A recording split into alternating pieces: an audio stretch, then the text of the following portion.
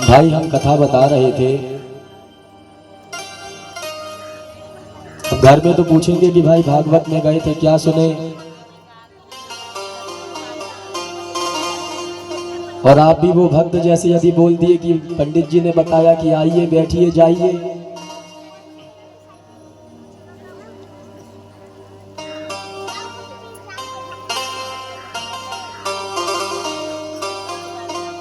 देखो,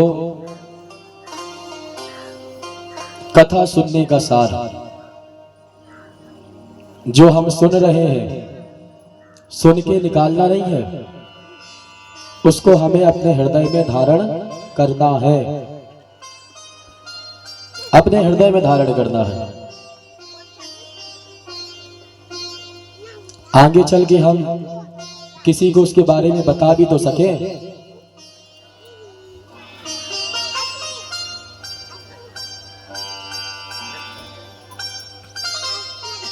अब बताइए क्या बता रहे थे हम।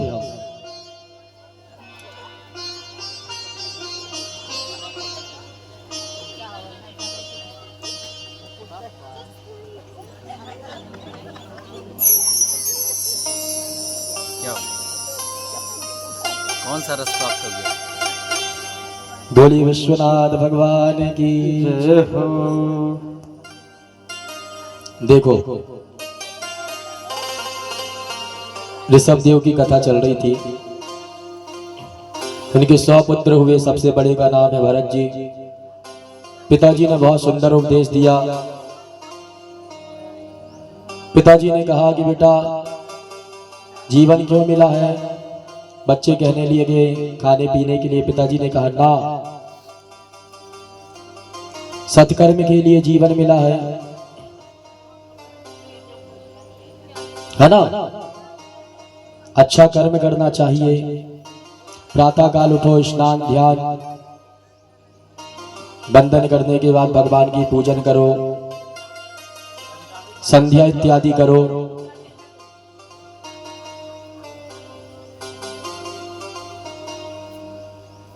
हम यदि कोई भी कार्य में जाए, हमारा कोई भी धंधा पानी या कुछ भी हो, जो भी बिजनेस हो, जो भी कार्य के लिए हम जाते हैं, अपने कार्य के लिए यदि हम जा रहे हैं तो स्नान इत्यादि पूजन पाठ करने के बाद ही घर से बाहर निकलना चाहिए। कुछ लोग क्या करते हैं, उठे, सिर्फ मुख में पानी फेरा और अपने धंधा में निकल गए। परंतु स्नान इत्यादि पूजन पाठ करके हम घर से निकले, उसका महत्व कुछ और होता है।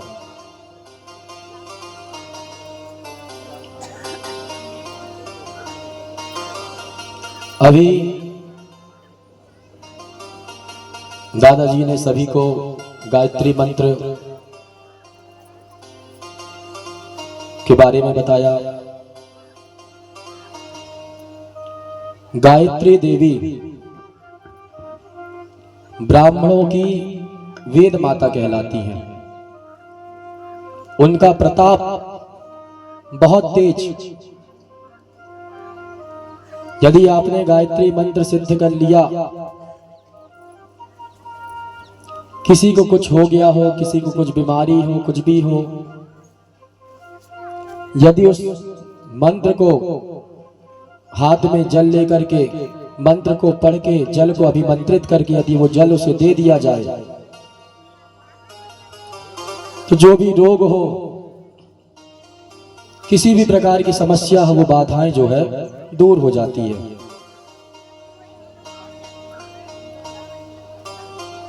महामृत्युंजय मंत्र,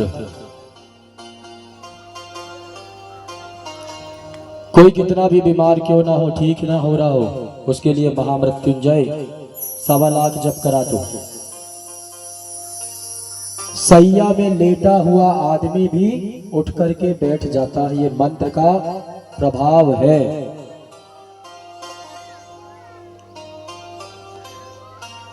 हमारे मंडला में एक माता जी को हुआ कैंसर। माता का हुआ कैंसर। कैंसर हो गया। डॉक्टर ने कहा कि मांस कटवाना पड़ेगा। माता के पास बहुत धन संपदा, परंतु संतान नहीं थी। तो जो उनकी जिठानी थी उसके पास भी बहुत धन संपदा, परंतु एक ही संतान थी। तो परिवार में ही उस माता ने उस जिठानी के पुत्र को गोद में ले लिया, गोद लिया। तो वह बालक उस माता के पास रहने लगा। विवाह संपन्न हो गया, समय आगे बढ़ा। कुछ साल के बाद वो माता को, वृद्ध माता थी, कैंसर हो गया। क्या करें? डॉक्टरों के पास गया। डॉक्टरों ने कहा भाई मांस कटवाना पड़ेगा, ऑपरेशन होगा, परंतु आपकी अवस्था ऐसी है कि क्या हो जाए ये हम भी नहीं बता सकते। क्या करना चाहिए? उन माता ने ब्राह्मणों को फोन किया। पंडित जी गए, लेटी हुई थी। लेटे लेटे पंडित जी से कहा कि पंडित जी मुझे कैंसर हो गया है। डॉक्टर को दिखवाई। जैसे ही कैंसर हो गया पता चला तो मन में और भ्रम जो है अंदर चला गया।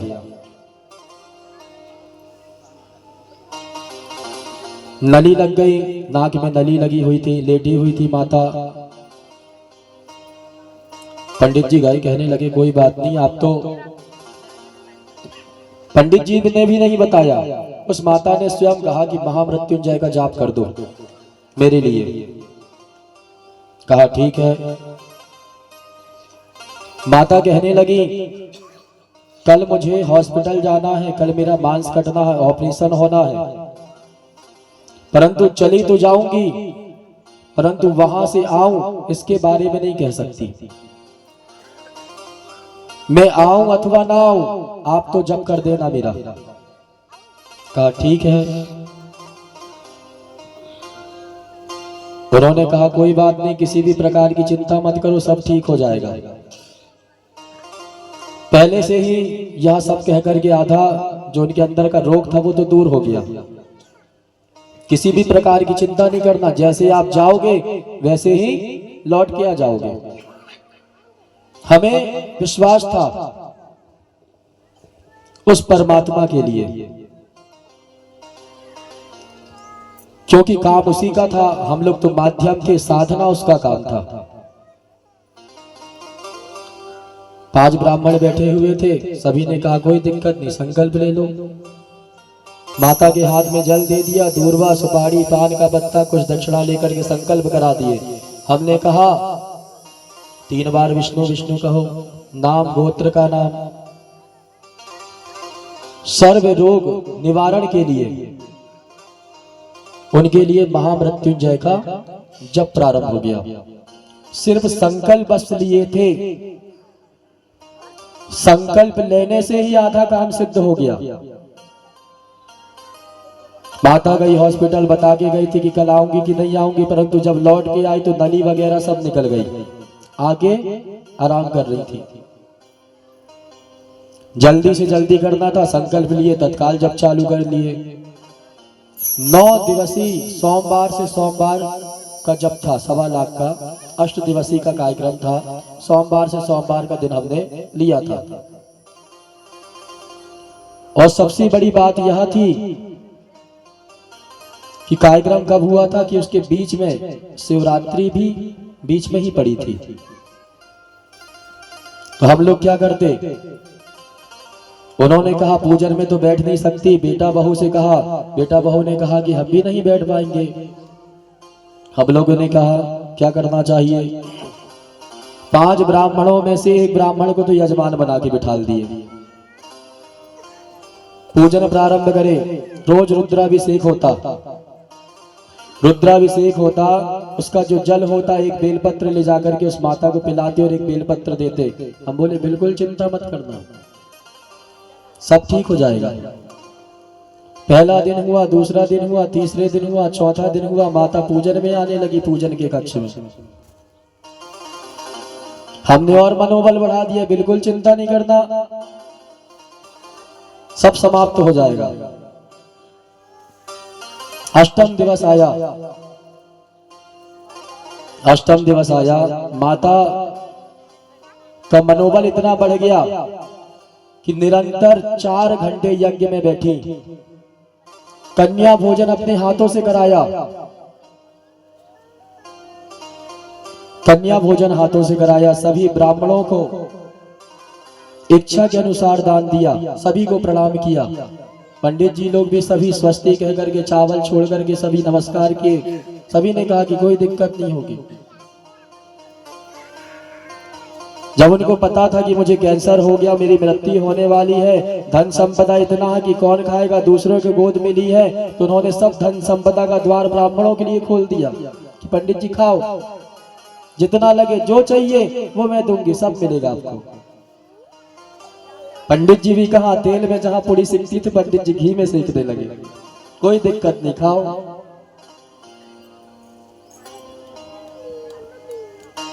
रोज पूछती क्या चाहिए, पंडित जी रोज नए नए पकवान, माता जी पनीर बुलवा लो, पंडित जी ये बुलवाओ, वो ले आओ, जो बोलते माता जी स्वयं लाके अपने पुत्र को बोलते कि बेटा ले आना। यहां तक मोबाइल गिर गया, फूट गया, स्क्रीन फूट गई, उसके बालक को बताया कि भैया मोबाइल लेने जा रहा हूं। उन्होंने कहा ठीक है, मैं मम्मी से बोलता हूं जाके। माता के पास पहुंची खबर, वो माता कहने लगी कि पंडित जी मैंने परिक्रमा जाने के लिए सोचा था, टिकट हो गई थी, उसके पैसे रखे हुए, ये लो 10,000, मोबाइल ले आना। पंडित जी और प्रसन्न, पंडित जी प्रसन्न, परमात्मा प्रसन्न, परमात्मा प्रसन्न हुए तो माता का काम सिद्ध हो गया। 8 दिन में वो पूरा कैंसर ही समाप्त हो गया। माता को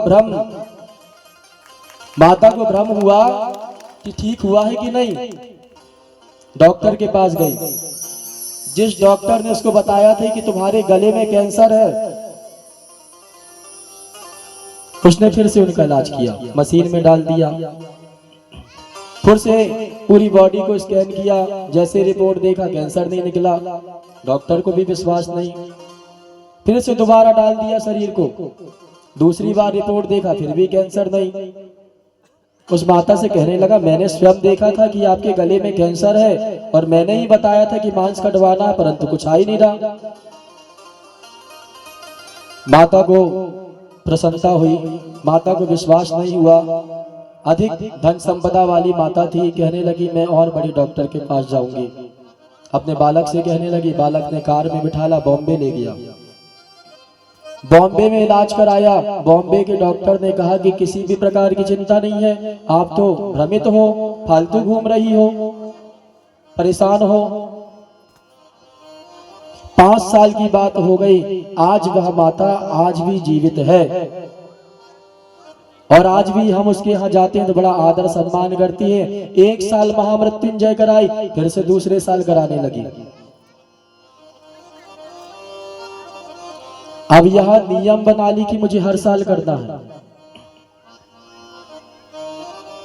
भगवान ने खाने के लिए पर्याप्त दिया, परंतु खाने वाला व्यक्ति नहीं दिया।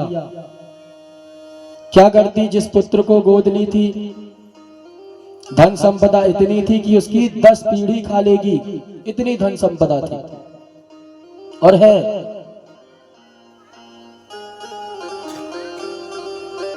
वो परिवार जो था, राजपाट वाले लोग थे, राय लोग थे, जायसवाल लोग।